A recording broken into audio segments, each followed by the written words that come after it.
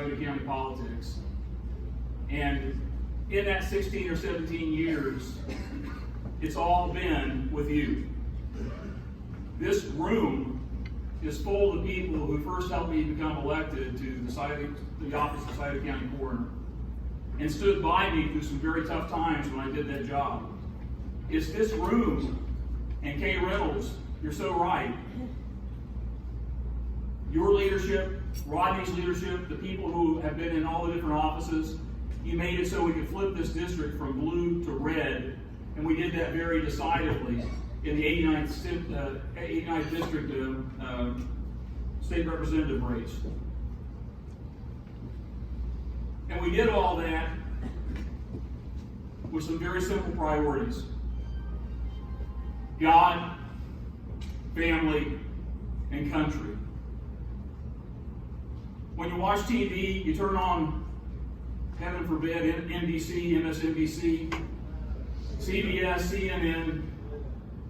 You hear them talking about socialism and communism like they're actual things that we could turn to. We're in trouble. And the farther we drift from God, family, and country, the more difficulty we get into.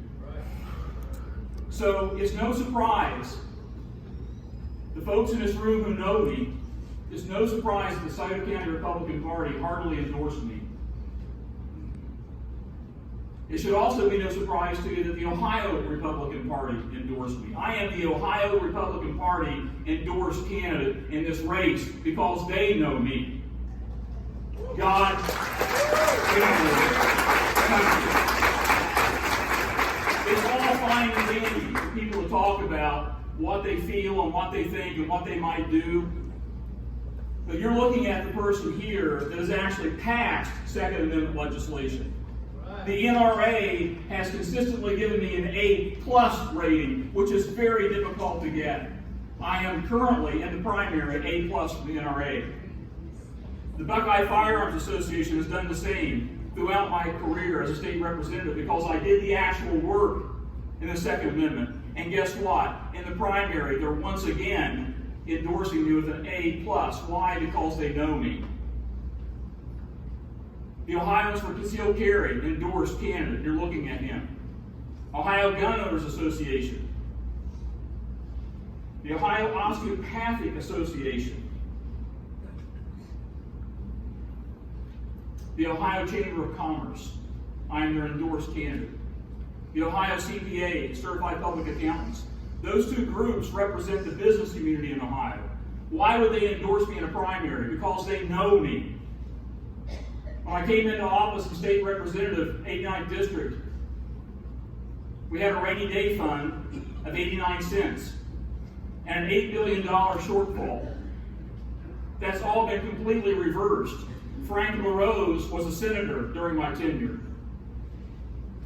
He worked with us to accomplish the things we need to do to turn Ohio around. The business community in Ohio supports me, but so too do the skilled trades. It's fascinating. I'm one of the only candidates ever in the state of Ohio to get a resounding endorsement from the skilled trades and the Ohio business community because I help put bread on tables.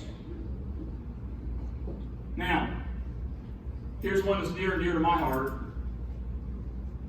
Life.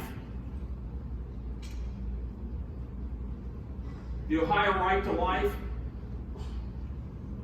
support me and give me the coveted honor roll status for that. They don't give that to very many people. Why do they give that to me? Because I've actually done legislation to preserve life in Ohio. I believe in the sanctity of human life from conception until a ripe old age and natural death. And I've proven it by standing up to people who have cursed me as I've walked to vote. And Pastor Tim Throckmorton has seen that happen. Cincinnati Right to Life, I have their endorsement. And Ohio Value Voters. Another group that's near and dear to my heart are veterans.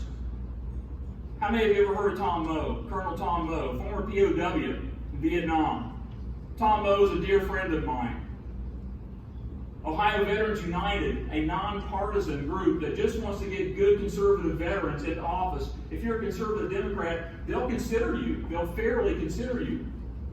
They've always endorsed me. They've endorsed me in this primary. Not the general election, in the primary. Why? Because they know me. I've already passed the Born Alive Infant Protection Act through the Ohio Senate. Because out there in Colorado, they just decided they're not going to protect infants who are victims of botched abortions and born alive. So I'm going to make sure in Ohio that not only do we document those cases, but that little baby is actually going to be transported to a hospital where it can be cared for properly. In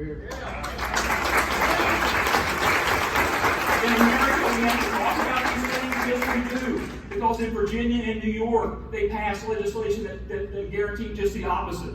That's right. And as far as Second Amendment goes, I was appointed on September 18th, and I've already have moving a Second Amendment bill through the Senate that will be passed in the spring that guarantees that you don't have to run away when you're trying to defend yourself before you can declare self-defense. I'm going to eliminate the duty to retreat in the self-defense part of that.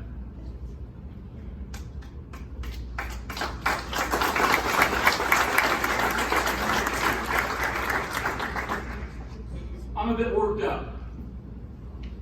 I'm a little bit off my game, and you can tell. How much do we have riding on this primary election? A lot. And I want you to look, everybody out there has something right before